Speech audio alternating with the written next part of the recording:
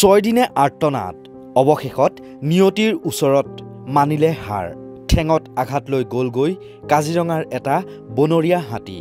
বিশ্ব ঐতিহ্য ক্ষেত্ৰ কাজিৰঙা ৰাষ্ট্ৰীয় উদ্যানৰ পানবাৰী সংৰক্ষিত বনাঞ্চলত এটা মখনা হাতীৰ আজি পুৱাই মৃত্যু হয় অন্য এটা বনৰীয়া হাতীৰ সৈতে হোৱা পাৰস্পৰিক যুঁজত সোঁভৰিত গুৰুতৰভাৱে আঘাত পাইছিল হাতীটোৱে যোৱা 6 দিনে অহৰহ চিকিৎসা কৰি থকা হৈছিল হাতীটোৰ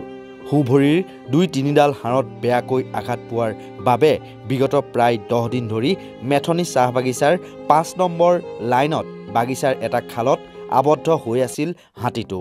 বন বিভাগ আৰু পানবাৰীৰ CWRCৰ চিকিৎসকে চিকিৎসা প্ৰদান কৰিছিল যদিও সুস্থ কৰিব নোৱাৰিলে হাতীটোক সোমবাৰে বিশিষ্ট হাতী বিশেষজ্ঞ তথা পদ্মশ্ৰী ডাক্তৰ কে শৰ্মা আঘাতপ্ৰাপ্ত হাতীটোৰ কাষত উপস্থিত হৈ আহত হাতীটোৰ চিকিৎসা প্ৰদান কৰিছিল যদিও মঙলবাৰে পুৱা মৃত্যুমুখত পৰে মখনা হাতীটো বন বিভাগৰ তৰফৰ পৰা মৃত হাতীটোক মৰণোত্তৰ পৰীক্ষা কৰি সমাধিৰ ব্যৱস্থা কৰে এই যোৱা 15 তাৰিখৰ পৰা এই দুটা মখনা হাতীৰ মাজত যুঁজি পেলাই এটা মানে গুৰুতৰভাৱে আঘাতপ্ৰাপ্ত হয় তাৰপিছত আঘাতপ্ৰাপ্ত হোৱাৰ পিছৰ পৰা আমাৰ ফৰেষ্টৰ ষ্টাফ আৰু আমাৰ ভেটেৰিনেৰিয়ান ফিল্ড ভেটেৰিনেৰী অফিচাৰ লগতে CWRCৰ ডক্টৰ ভাস্কৰ চৌধুৰী তেখেতৰ গোটেই টিমটোৱে চিকিৎসা কৰি আছিলে চোৱা চিতা কৰি আছিল তাৰপিছত আজি ৰাতিপুৱা তাৰমানে এই কালি ৰাতিয়ে ইনফেক্ট ঢলি পৰি গ'ল হাতীটো আৰু আজি মানে মৃত্যুবৰণ কৰিলে এইটো 5 number line Methoni tea state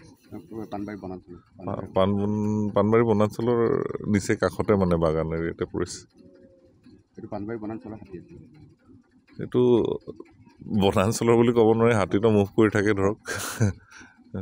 চবতে ঘূৰি ফুৰে এতিয়া পানবাৰীতো থাকে হাতী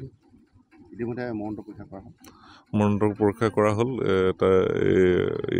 তাৰপিছত ৰিপৰ্ট আহিব ইতিমধ্যে সোনকালে পাব ইপিনে দুদিনমান আগতে কাজিৰঙাৰ অগৰাতলী বনাঞ্চলৰ মাকলুং বন শিবিৰত চোৰাং চিকাৰীয়ে হত্যা কৰি এজনী মাইকী গড়ৰ খৰ্গ কাটি লৈ যায় সোমবাৰে দুপৰীয়াহে মৃতদেহ উদ্ধাৰ হয় গড়জনীৰ কাজিৰঙা বনাঞ্চলত সঘনে বন্যপ্ৰাণীৰ মৃত্যুত এতিয়া চিন্তিত হৈ পৰিছে প্ৰকৃতি প্ৰেমীসকল কাজিৰঙাৰ পৰা উত্তম শৰ্মাৰ প্ৰতিবেদন নৰ্থ ইষ্ট নাও